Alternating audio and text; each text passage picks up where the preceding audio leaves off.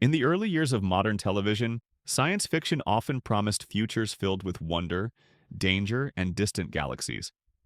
But the $6 Million Man introduced something far more intimate and unsettling: the future inside the human body. It was not a story about aliens or invasions, but about reconstruction, control, and the price of survival. What made the series extraordinary was not simply its premise, but the cultural moment it captured, a time when technology was advancing faster than society's ability to question it. One of the most surprising facts about the $6 Million Man is that it did not originate as a television series at all. Its roots lie in a novel titled Cyborg, written by Martin Caidin. The book was far darker and more clinical than the series that followed. Caidin's vision focused heavily on loss, identity, and the psychological cost of rebuilding a broken man. When adapted for television, producers softened the tone, but they preserved the core dilemma: how much of a man remains when his body is engineered by the state. Before the series proper even existed, the character of Steve Austin was introduced through a set of television films. These movies functioned as a testing ground, gauging audience reaction to the concept. What is remarkable is how cautious the networks initially were. Executives were unsure whether viewers would emotionally connect with a protagonist who was partially machine. The strong response to these films revealed something profound. Audiences were ready to explore stories where heroism was inseparable from vulnerability. Lee Majors' casting as Steve Austin was a pivotal decision. Majors was already known for portraying stoic masculinity, yet his performance here required restraint rather than bravado. Austin is not introduced as a superhero. He is a test pilot whose body is destroyed in an accident broadcast in chilling slow motion. That opening sequence, replayed endlessly in popular memory, was groundbreaking for television. It lingered on mechanical failure and human fragility, imprinting the idea that technology can betray as easily as it can save. The iconic slow-motion effect, paired with the mechanical sound that accompanies Steve's superhuman movements, was not merely stylistic flair. It emerged from practical limitations. The production could not convincingly show super speed in real time, so slow motion became a necessity. What began as a technical workaround evolved into one of the most recognizable audiovisual signatures in television history. Today, that sound and motion evoke instant nostalgia, yet they also remind us how constraints can breed innovation. Another lesser-known detail involves the financial symbolism embedded in the title itself. The phrase $6 million was deliberately emphasized to remind viewers that Steve Austin was an investment. His body belonged not entirely to himself, but to the government agency that rebuilt him. This subtle framing transformed the series into a meditation on ownership. Austin's abilities are extraordinary, but they come with obligation. Every mission is a reminder that survival came at the cost of autonomy. The portrayal of the Office of Scientific Intelligence reflects Cold War sensibilities. Though never overtly villainous, the organization operates with secrecy and utilitarian logic. Steve Austin is deployed strategically, not heroically. The series rarely questions whether missions are just, only whether they are necessary. This moral ambiguity resonated in an era shaped by political distrust and covert operations.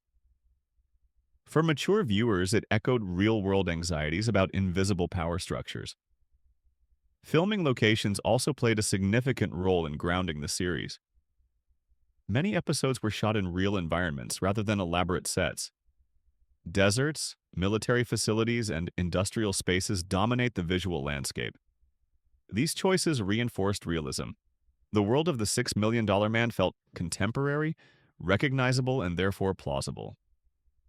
The extraordinary was embedded within the ordinary, making the premise feel unsettlingly close. The show's approach to action was equally distinctive. Rather than relying on constant combat, episodes often build tension through pursuit and anticipation. Steve Austin's strength is formidable, but his missions frequently involve surveillance, rescue, or restraint. This emphasis reflects the series' interest in control rather than destruction. Violence is present, but it is rarely glorified. The focus remains on capability and consequence. Another fascinating element is how the series handled physical damage. Despite his enhancements, Steve Austin is not invulnerable. His bionic limbs malfunction. His systems require maintenance. Episodes repeatedly remind viewers that technology degrades. This fragility distinguishes him from comic book superheroes. His strength has limits, when those limits carry narrative weight. In a time when faith in technology was high, this cautionary detail was quietly subversive. The costuming choices further reinforce character psychology. Steve's clothing is understated. Practical jackets, neutral colors, minimal flair. There is no attempt to visually celebrate his enhancements. The bionics are hidden beneath fabric, unseen by the world. This concealment mirrors his emotional restraint. He does not advertise what he is, and the series rarely indulges in spectacle for its own sake. Music also contributed significantly to the show's identity. The score balances heroism with melancholy.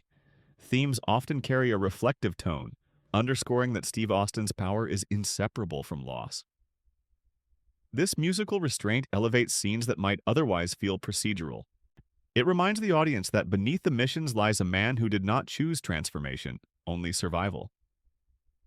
Another little discussed aspect is how the series reflects societal fascination with human enhancement, long before the term became common. Prosthetics, cybernetics, and performance augmentation were emerging scientific conversations at the time. The $6 Million Man translated those abstract ideas into emotional narrative. It asked whether improvement equates to fulfillment, a question that remains deeply relevant today. The pacing of early episodes is deliberate, allowing viewers to absorb not just action but implication. Dialogue often pauses, scenes breathe. This rhythm respects an audience accustomed to contemplation rather than constant stimulation.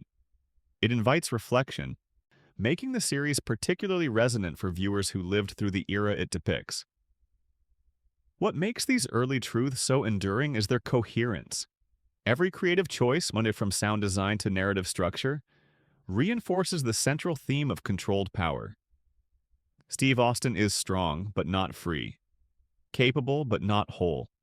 That tension defines the series and elevates it beyond novelty. And as the story of the $6 Million Man unfolds further, its expanding mythology, unexpected character relationships, and cultural impact reveal even more about why this series became not just popular entertainment, but a lasting symbol of an age negotiating its relationship with technology. As the series moved beyond its origin films and into regular production, the $6 Million Man began to reveal layers that went far deeper than its surface premise. What initially appeared to be a straightforward adventure concept slowly evolved into a complex reflection of its time, shaped as much by cultural anxiety as by technical imagination. One revealing aspect of the show's development is how carefully it managed the balance between realism and fantasy. Although Steve Austin's abilities were extraordinary, the series consistently framed them within scientific language. Dialogue emphasized engineering, biomechanics, and experimental surgery. This was not accidental. In the early 1970s, America was emerging from the triumph of the Apollo missions, and public fascination with applied science was intense. By grounding its fiction in technical plausibility, the series aligned itself with contemporary optimism about human ingenuity while quietly acknowledging its risks. Another little-known detail lies in how the bionic effects were physically achieved on set.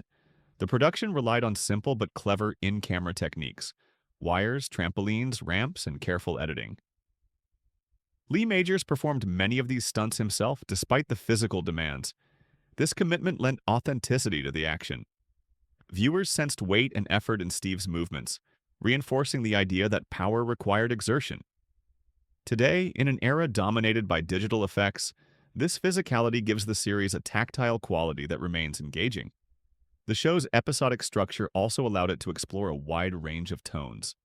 While many episodes focused on espionage or rescue missions, others ventured into introspective territory. Stories involving Steve's attempts to reconnect with ordinary life often reveal quiet sadness. He can run faster than anyone, yet he cannot outrun his past. These moments humanize the character and prevent the narrative from becoming purely mechanical. One particularly significant evolution in the series was the introduction of recurring adversaries. Unlike the faceless threats common in early episodes, Later antagonists possess intelligence, resources, and strategic patience. This shift elevated narrative tension. Steve Austin was no longer confronting isolated problems. He was navigating a world where technology itself could be weaponized by others. The idea that enhanced humans might exist beyond his control subtly expanded the show's moral universe. The series also distinguished itself through its portrayal of injury and recovery. Missions often ended with Steve requiring repairs, recalibration, or rest. Scenes depicting maintenance were framed almost like medical rituals. This emphasis on aftercare reinforced the cost of his abilities. Unlike invincible heroes, Steve Austin needed constant support. The show thereby acknowledged dependency on doctors, engineers, and institutions as an inherent part of enhancement. Another fascinating element involves the way the show addressed public perception within its own narrative. Steve's identity as a bionic man is classified. Civilians remain unaware of his enhancements. This secrecy creates dramatic irony. Viewers know his capabilities, while characters within the story interpret his actions as improbable luck or coincidence. This narrative device underscores a recurring theme: extraordinary power hidden behind an ordinary facade. The series' approach to romance further complicates Steve's character. Relationships are portrayed cautiously, often tinged with restraint. Emotional intimacy is difficult when one's body is partially owned by an institution. Episodes exploring romantic connections frequently end with distance rather than fulfillment. This recurring pattern reinforces the notion that enhancement creates barriers as well as advantages. Another overlooked fact is how the show subtly reflects changing ideas of masculinity. Steve Austin embodies strength and competence, yet he is also defined by vulnerability and loss. Whilst his heroism does not stem from domination but from service. In an era when traditional masculine ideals were being questioned, this portrayal offered a quieter model, one where resilience coexists with emotional restraint. The role of Oscar Goldman, Steve's superior, adds another dimension. Their relationship is neither purely authoritative nor entirely paternal. It is pragmatic, occasionally strained, and grounded in mutual respect. Goldman represents institutional logic, while Steve embodies individual consequence. Their interactions often highlight the tension between mission objectives and personal cost, giving the series ethical depth. Production choices further reinforce this complexity. Directors frequently framed conversations in controlled, symmetrical compositions, emphasizing order and authority. In contrast, moments of personal reflection are often shot in open spaces or natural light, suggesting freedom and uncertainty. This visual language subtly guides emotional interpretation without overt commentary. The series' popularity also led to an unusual degree of audience identification. Viewers were not merely entertained. They were invested in Steve Austin's well-being. Fan letters frequently expressed concern for his physical and emotional safety. This response suggests that the show succeeded in making its protagonist feel real, not as a symbol, but as a person navigating extraordinary circumstances. Another intriguing aspect is how the series handled failure. Steve does not always succeed. Missions collapse. Innocents are lost. These outcomes are not sensationalized, but they linger. Failure becomes part of the narrative fabric, reinforcing the idea that power does not guarantee control. For a television landscape often defined by neat resolutions, this realism was notable. The cultural impact of the $6 Million Man extended beyond the screen. The concept of bionics entered popular vocabulary.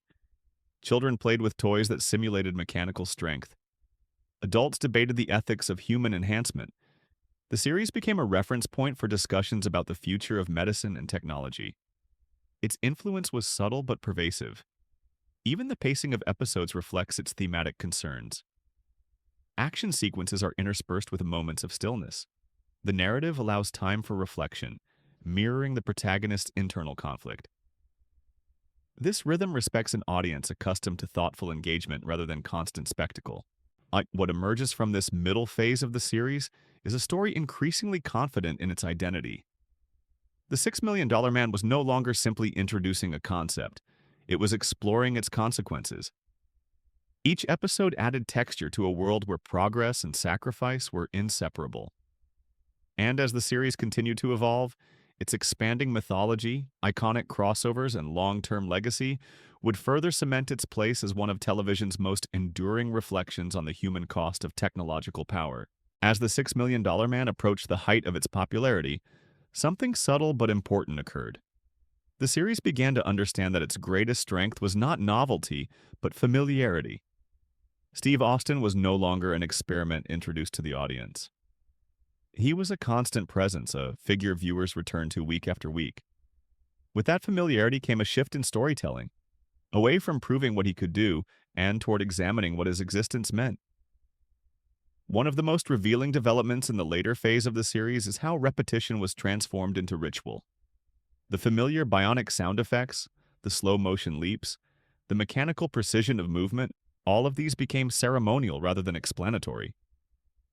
The audience no longer needed to be convinced of Steve's abilities. Instead, these repeated elements functioned as reassurance, anchoring viewers emotionally. They signaled continuity in a world that, both on-screen and off, felt increasingly unstable. A particularly striking fact about the show's later years is how openly it embraced moral ambiguity. Missions often place Steve in situations where success benefited institutions rather than individuals.